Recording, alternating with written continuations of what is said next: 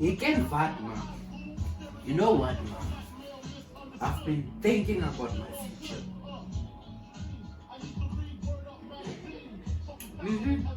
That's interesting, my child. I want to make a difference, man, in this country. You see, man, I wanted to be a gangster. I got all the tattoos, but I said, nah, man. Nah, man, I want to make a difference, man. See, I wanted to place guns, to go and shoot them, skit them dood, man. Jy verstaan, man.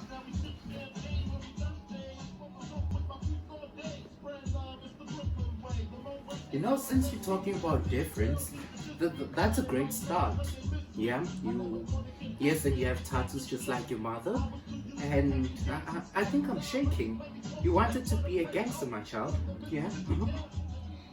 Yeah, as I was telling you, man, I want to be a cop, man, a police officer. You understand, man? Like those cops that won't take bribes. You see, I'll stop. I'm putting this away, man.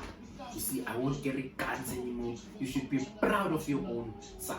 I'll be a cop, I'll wear uniform, and I'll bring justice in our neighbor. Yeah, a comfort here. Yeah, come, man. You know what, son? I am so proud of you.